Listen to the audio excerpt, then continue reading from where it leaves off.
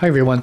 So today's tutorial is about creating an animated exploded axonometric diagram using Rhino, Illustrator, and After Effects, Adobe After Effects.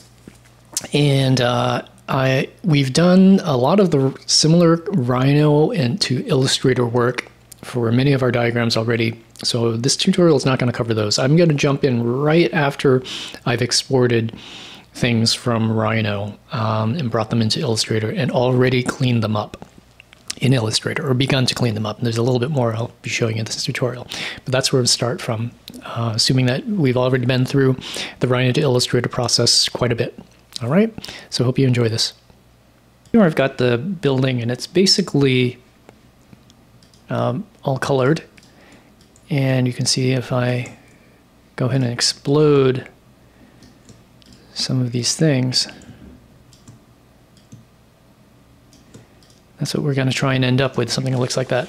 But you can also see there's a problem here. If I zoom in here, you see that I didn't color in these rooms here.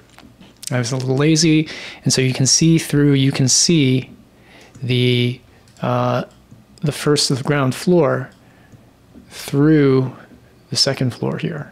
And so that's not good. So what I'm going to do is I'm going to apply, very quickly, I'm going to basically apply a background to each one of these layers so that at least there's a solid color behind there. A solid color that represents the color of my floor. And if I need to, or if you need to, you might need to make a couple different ones, or you could go through with the Pathfinder tool and or sorry, the shape builder tool to create all the isolate all of the different planes there. So to fix that, what I'm going to do is I'm just going to create a background color, solid background color for the two floors, the third floor and the second floor, just to make sure that those we don't see through them. And I'll just color it white, or perhaps the color of what our typical floor finish color would be.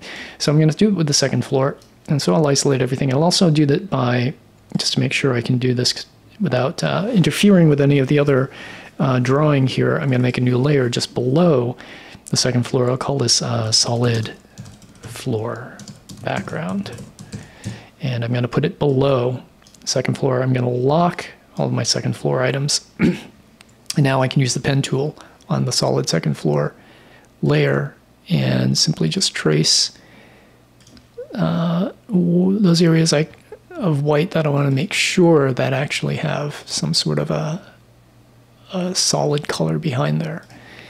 And so just something like that. And what I will also do, and we'll zoom into the opening here, I'm going to trace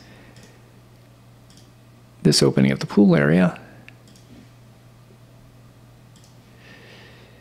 And you could also use the, perhaps use the shape builder tool to do this, but I find this is a little faster. All right, so there's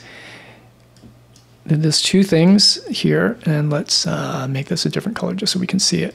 And I'll use the Pathfinder palette here to do minus front there. So there's a hole. This is just this is now a compound path that represents sort of a background mask for the second floor here.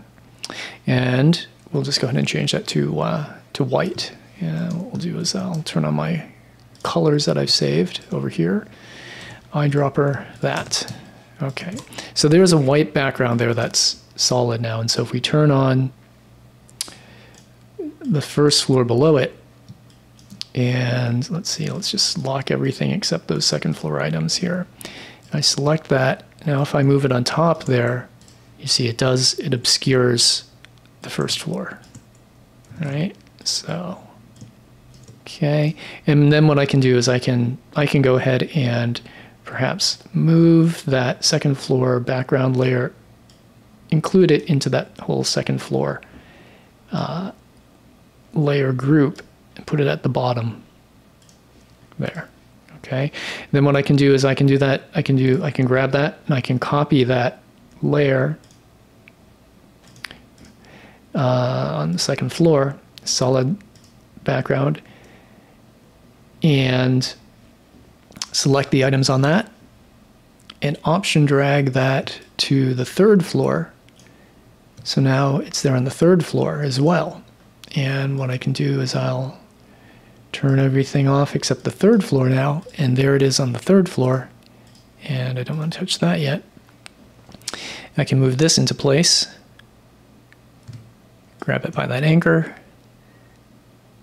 there, and then send it to back, and I can also, it's already in that 3rd floor layer there. So when I select this and I turn on the 2nd floor,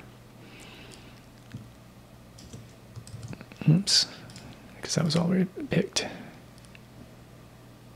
3rd floor, oh, because it's not part of the group. So we can put that into the group there and then send it to back. All right, there we go. That's what we needed to do.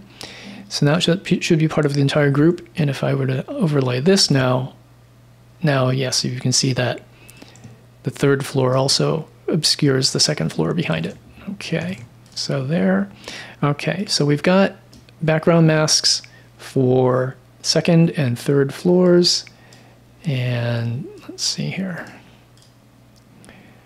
Let's make sure that, let's go ahead and put that into the group as well. There's that group we had. So I don't need that solid floor background layer anymore. So I can just delete that. And on the 3rd floor, yeah, we didn't have that already. And we'll send this to back. Okay, that's all part of the group. So there we go. Now what I can do also, this is something we should have checked a little earlier as well, before we did all the coloring and stuff with Illustrator. But I'm just going to make sure that in Illustrator here, right, this the artboard represents our 1920 by 1080 screen size. Let's zoom out just a little bit here. So I want to make sure that when my axon is exploded like this, that everything is actually legible and visible the way I want. So here, when I finally have everything exposed and exploded, I might want something like this where I can still see, or maybe I don't need the, I don't really need the roof, too much of the roof here, right? So that's going to get cropped off, and some of this street is going to get cropped off. I might even be able to bring this down a little bit, make a little bit more room. And because I don't necessarily need to see what's going to be sort of the back of house on the 1st floor back there, but I do want to make sure that all of my common areas, public areas, are exposed in the exploded view. And I see enough. I think we see enough of the guest rooms. The important guest room is one in the corner that we've developed. The obscuration of the 3rd floor over the 2nd floor and of the roof of the 3rd floor, that's not bad, because those are just kind of not very, the less important guest rooms that are being obscured there, not very high priority.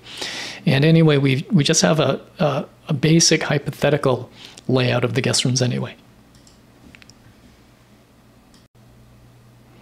Okay, so I know that my screen size here, that the axon is going to work out, the size is going to work out, and it's going to be okay. So what I'm also going to do now is I'm going to collapse it back, and since I have that little locator marker that I did in Rhino, and that's at the bottom of every one of these layers, I can just select everything, go to my line palette and vertical line bottom. So it'll line up all of those to the same, line up all the layers right there, because that's the bottom of them all. And I can leave them here because the ground floor is probably just going to stay static there in when we bring this into the animation, and After Effects will expand everything else. What I will also do before I do that is I'll use my white arrow with the plus, the group selection tool. Go ahead and select that little locator marker. Make sure that it has a 0 stroke so that we don't see it, and that there's also no color to the stroke. There's no fill, there's no color, there's no stroke width. All right, it's still there, right? If I select it, it's still there, but it's just basically an invisible object. Let's clean up this file a little bit. I don't really need the colors anymore, so I'm going to delete that layer, and that's fine. I'm going to delete the layers that those are on. So that's Circ 4, Circ 3, Circ 2, Circ 1. I don't really need those. I didn't use them here in Illustrator, so I'll just go ahead and clean it up and delete those. And while I'm at it, then let's see this one, the elevator I don't need. We'll clean that up. And those ones we'll clean up. All right, so that's pretty clean. It's just the building and the floors, and it's sort of set up with the bottom floor where I wanted the axon. I'll be able to locate all the others in After Effects. And I'll do that in After Effects and not here in Illustrator because I'll leave open the possibility that you can do actually some motion. So what we're going to do is I'm going to go ahead and save a copy of this then, or save this as a new file, and we'll call this After Demo. Okay. All right. So that's the Illustrator file ready to bring into After Effects.